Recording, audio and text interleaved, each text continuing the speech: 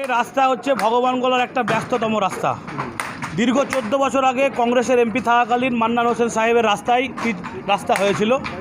তারপরে দীর্ঘদিনের রাস্তার অবস্থা খারাপ ছিল।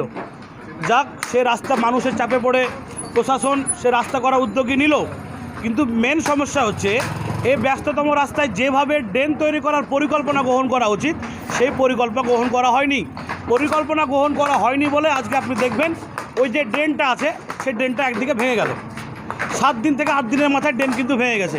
তাই আমরা চাইছি, আপনাদের মাধ্যমে বলতে চাইছি, এই যে রাস্তা হচ্ছে এবং ড্রেন হচ্ছে, এই রাস্তার গুরুত্বকে সামনে রেখে সেই হিসাবে যেন পরিকল্পনা গ্রহণ করা হয়। আর রাস্তার গুণগত মান নিয়ে যদি এলাকার লোকের সমস্যা থাকে তারা বলবে। আপনারা হচ্ছেন আমাদের সাধারণ মানুষের মিডিয়া চোখ, আপনাদের চোখে আমরা দেখতে চাই, আপনাদের মাধ্যমে আমরা বলতে চাই। আজকে কি সমস্যা হয়েছে? এখানে ইঞ্জিনিয়ার কিংবা কমিটি আছে, তারা দেখছে না?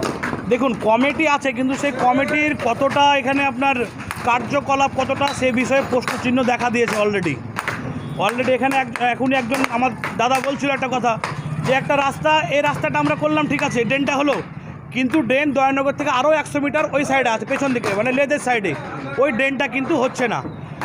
যদি কারো সমস্যা থাকে প্রশাসন এবং যে কমিটি আছে সেই কমিটি মিলে তো এটাকে আলোচনা করতে পারে।